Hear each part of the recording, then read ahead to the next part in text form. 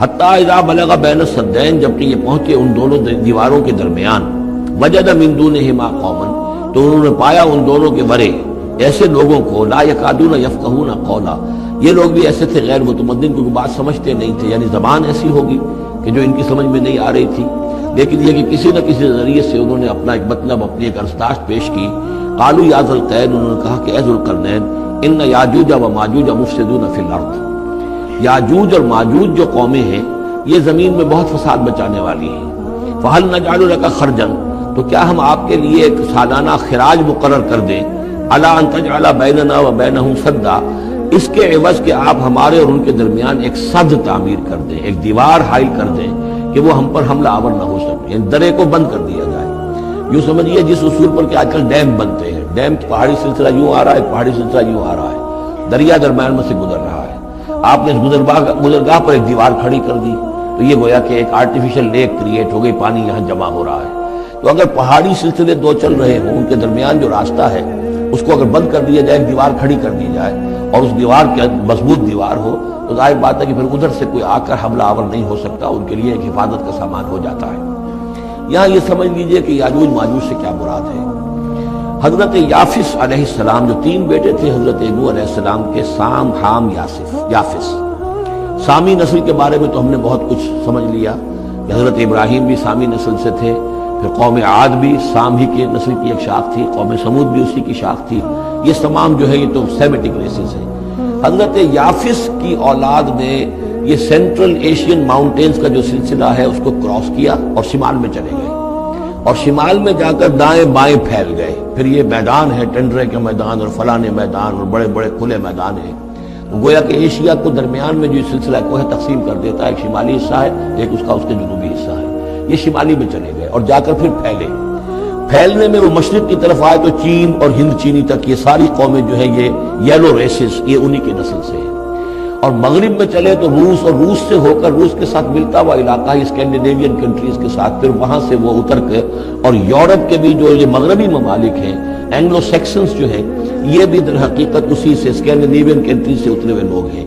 تو یوں سمجھ لیجئے کہ ویسٹرن یورپ اور ایسٹرن یورپ کا بھی خاص طور پر شمالی علاقہ، اور پورا یہ روس کا علاقہ، اور پورا صحرائے گوبی، اور پورا چین، اور وہاں تک جو ہے ہند چینی تک، یہ یافس کی نسل ہے۔ یافس کے جن بیٹوں کے نام تورات میں آئے ہیں، کئی نام ہیں، وہ کوئی ایک دو نہیں، ان میں گوگ اینڈ میگوگ بھی ہے، توبال بھی ہے، موسک بھی ہے، موسک ایک شخص کا نام ہے،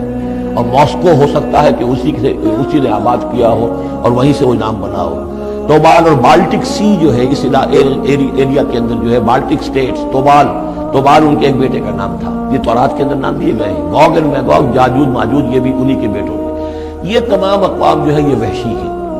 اور یہ تاخت و تاراج کرنا، لوٹ مار کرنا، یہ ان کا طریقہ ہے، اور ان کا ہے ذکر جو یہاں پر ہو رہا ہے کہ یہ جو سیلاب آیا تھا، کولونیل سیلاب جو ہم پر آیا تھا، جس میں کہ یہ اینگلو سیکسنز تھے، یہ سب کے سب جو ہیں یہ اسی نارڈک ریسز سے ہیں، یہ بھی یاجوج اور ماجوج کی نسل ہے۔ ایک سیلاب ان کا آ چکا ہے جو آیا تھا یورپ کے سے نکل کر، یہ کولونیل سیلاب آیا اور پوری دنیا کے اوپر چھا گیا تھا، ایشیا اور افریقہ کو انہوں نے فتح کیا، کولونائز کیا۔ اب اگرچہ ان کی وہ بساط ایک دفعہ تو لپیٹ دی گئی ہے، وہ واپس چلے گئے ہیں، انڈائریکٹلی ہم پر حکومت کر رہے ہیں، ابھی ان کے جو ملٹی نیشنلز ہیں ان کے ذریعے سے، یا بینکوں کے ذریعے سے، IMF کے ذریعے سے، ورلڈ بینک کے ذریعے سے انڈائریکٹ حکومت ہے جو نیو ورلڈ آرڈر ہے۔ لیکن یہ ہے کہ ابھی ایک اور جو سیلاب ان کا آنے والا ہے وہ آتا ہے احوال قیامت کے معاملات میں، آرمگڈون کے بعد، جب حضرت مسیح علیہ السلام کا نزول ہو چکے گا اور یہودیوں کا خاتمہ ہو چکے گا،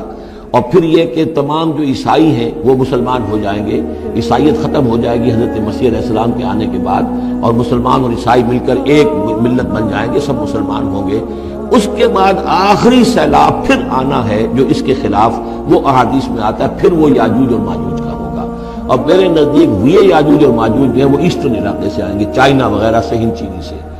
آرمگڈون جو ابھی ہونی ہے فوری طور پر بڑی جنگ، اس میں یہ لوگ جو ہے بیٹھے رہیں گے، یہ جنگ میں حصہ نہیں لیں گے۔ یہ مڈل ایسٹ میں جنگ ہوگی، یورپین پاور ساری ہوں گی، کرسچین پوری طاقتیں ہوں گی، اور ادھر جو ہے مسلمان ہوں گے، اور حضرت مہدی جو ظاہر ہوں گے، جو اللہ تعالیٰ ایک عنایت کرے گا مسلمانوں کو لیڈر عرب کے اندر، وہ پیدا ہوں گے، مجدد ہوں گے، اور ان کے ذریعے سے عرب کے اندر ایک اسلامی حکومت بھی قائم ہوگی، لیکن ان کے لیے مدد کے لیے خراسان کے علاقے سے فوجیں آئیں گی، مشرق سے آئیں گی، اور یہ علاقہ جو ہے وہ ہے جو ہمارے قریب ہے اور ہم بھی اسی علاقے میں ہیں۔ اللہ تعالی ہمیں توفیق دے کہ یہاں وہ ہم پہلے اس نظام میں خلافت قائم کریں، تاکہ یہاں سے پھر فوجیں جائیں اور حضرت مسیح کے ساتھ ہو کر اور حضرت مہدی کے ساتھ ہو کر عیسائیوں اور یہودیوں کے ساتھ جنگ کریں، اور بالآخر پھر یہ کہ پوری دنیا میں اسلام کا بول بالا ہوگا۔ لیکن جب یہ ہو چکے گا، اس کے بعد ایک سیلاب پھر آئے گا یاجوج اور ماجوج کا۔ تو یہ چونکہ پوری ایک سلسلہ ہے، ایک نسلیں ہیں اس کے اندر بہت سی، تو ان میں چونکہ تفسیری اعتبار سے بہت سی باتیں جو ہے مختلف آراء بھی سامنے آئیں گی، تو میں نے جو رائے میری ہے وہ آپ کے سامنے بیان کر دی ہے۔ اس وقت میں وہ یاجوج ماجوج تھے جو ان شمالی دروں سے آ کر حملے کرتے تھے۔ قالوا یا ذا القرنین ان یاجوج و ماجوج مفسدون فی الارض، وہ جو میں نے عرض کیا ہے کہ قیامت کے قریب بھی معاملہ ہوگا، یہ سورہ انبیاء کی آیات 97-98 ہے۔ حتی اذا فتحت یاجوج و ماجوج وهم من کل حدب ینسلون واقترب الوعد الحق فاذا هی شاخصۃ ابصار الذین کفروا۔ اب زیادہ دور نہیں، ہم سورہ انبیاء بھی قریب ہی آ رہی ہے، انشاءاللہ وہاں اس کو ہم پڑھیں گے۔ تو دو جگہ قرآن مجید میں یاجوج اور ماجوج کا ذکر ہے،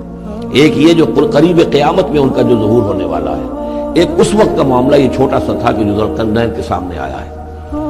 تو کیا ہم آپ کے لیے ایک سالانہ خراج طے کر دیں تاکہ آپ ہمارے لیے یہاں ایک سد تعبیر کر دیں، ایک بند باندھ دیں یہاں پر؟ قال ما مکنی فیہ ربی خیر۔ اب دیکھیے ان کا کردار، ان کا مجھے جو کچھ میرے رب نے دے رکھا ہے، دولت دے رکھی ہے، مال دے رکھا ہے، وہ بہت بہتر ہے اس سے کہ جو تم مجھے پیش کر رہا ہے، مجھے خراج کی ضرورت نہیں ہے۔ ہاں تمہاری ایک ضرورت ہے، میں وہ پوری کر دیتا ہوں۔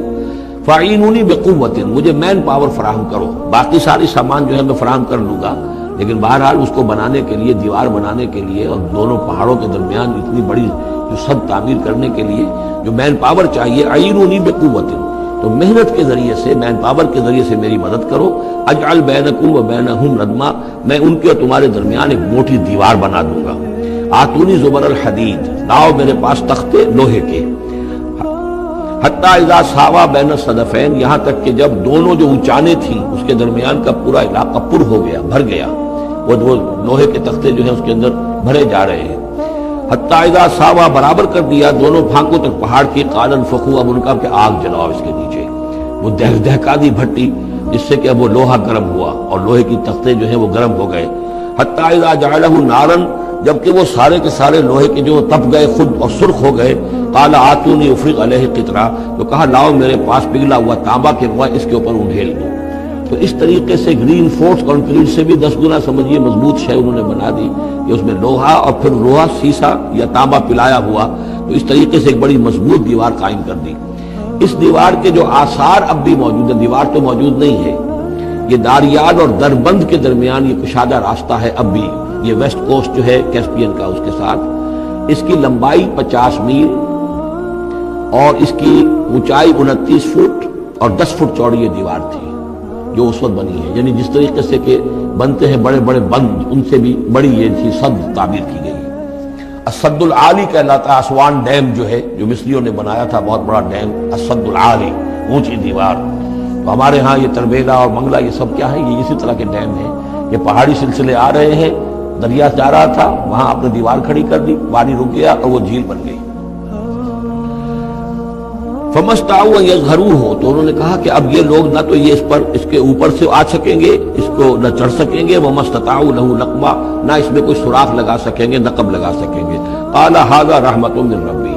یہ سب اتنا بڑا کارنامہ کر کے بھی انہوں نے کہا یہ سب رحمت ہے میرے رب کی طرف سے، میرا کوئی کمال نہیں، یہ سب اللہ کی طرف سے ہے۔ فاذا جاء وعد ربی، اور جب میرے رب کا وعدہ آئے گا، جعلہ دکا، وہ اس پوری دیوار کو جو ہے ریزہ ریزہ کر دے گا، ختم ہو جائے گی دیوار۔ اب وہ دیوار وہاں موجود نہیں ہے، وہ ختم ہو چکی ہے امتداد زمانہ سے، اب اس کے کوئی آثار باقی نہیں رہے گے، بس آثار معلوم ہو جاتے ہیں کہ یہاں وہ دیوار ہوتی تھی، جس سے یہ میں نے ڈائمنشنز آپ کو دیے ہیں۔ وَكَانَ وَعْدُ رَبِّي حَقًّا، اور میرے رب کا وعدہ جو ہے وہ حق ہے، سچ ہے، پورا ہو کر رہے گا۔ وَتَرَكْنَا بَعْضَهُمْ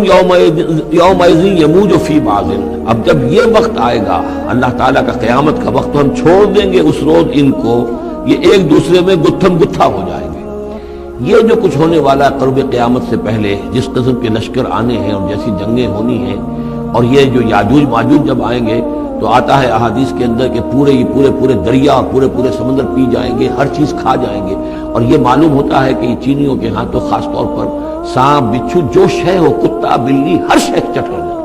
کوئی شے نہیں چھوڑتے۔ اور میں سمجھتا ہوں کہ شاید آدم خور بھی ہوئے کہ کسی وقت میں جب ان کو ضرورت پڑے تو آدمی کو کھا جائے، تو کتے کو، بلی کو، سانپ کو، بچھو کو، ہر چیز کو کھا جائے۔ تو ان لوگوں کا معاملہ جو ہے واقعتاً یہ جب ابھی تو ذرا رکے ہوئے ہیں، کنٹینڈ ہے ایک طرح سے، لیکن ایک وقت میں ان کا بند کھلے گا۔ اور چونکہ پھر یہ جو ہے تمام چاروں طرف ان کے پہاڑ ہیں، ہر پہاڑ کی اونچائی پر سے من کل حدب ینسلون نیچے اترتے ہوئے نظر آئیں گے۔ اور یہ نقشہ بعین ہی اسی طرح اخبارات میں آیا تھا جب 62 میں وار ہوئی ہے نیفا میں، جو ہندوستان کا مشرقی جو علاقہ تھا جہاں کے چین اور بھارت کی جنگ ہوئی ہے،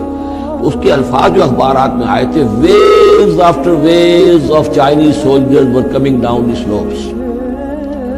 لہروں کی طرح، موجوں کی طرح چلے آئے۔ ان کے تو اتنے آدمی ہیں، ان کا تو کہنا یہ ہے کہ تم سب کے سب ہلاک ہو جاؤ گے، ہمیں تم ہلاک نہیں کر سکتے، ہم تو چیونٹیوں کی طرح جو ہے بلوں کے اندر گھس جائیں گے، ایٹمک وارفیئر کے بعد تمہارا تہس نہس ہو جائے گا، ہمارا کچھ نہیں بگڑے گا، ہم پھر نکلیں گے اور پوری دنیا کو فتح کریں گے، وہ یہ کہتے ہیں۔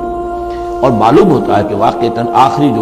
جو بھی اس دنیا کا اللہ تعالیٰ نے جو بھی ایک نظام سوچا ہوا ہے، اس میں جو قیامت سے پہلے کا سب سے بڑا واقعہ پھر یاجوج و ماجوج کا ظہور ہوگا وہ، لیکن یہ اس کا یہ مطلب نہیں ہے کہ جو پہلے ہوا ہے وہ نہیں ہے، اس سے پہلے بھی یاجوج ماجوج اگر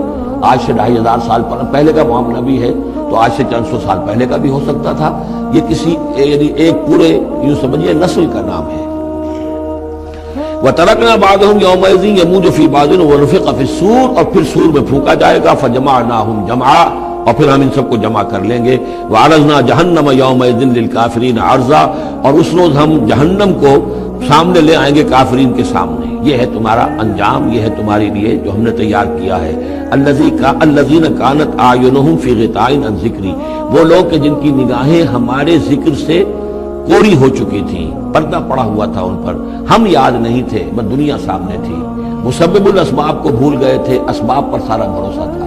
مادی اسباب و وسائل، مادی نعمتیں، مادی مال و اسباب، مادی چیزیں جو ہیں، یہی کی چمک دمک، یہی کی رونقیں، یہی کی شان اور شوکت، اسی کے پیچھے پڑے ہوئے تھے۔ وَكَانُوا لَا يَسْتَطِيعُونَ سَمْعًا، اور وہ سماعت سے بھی بہرہ مند نہیں رہے تھے، اب سن بھی نہیں سکتے تھے، حیوانوں کا سا سننا سنتے تھے۔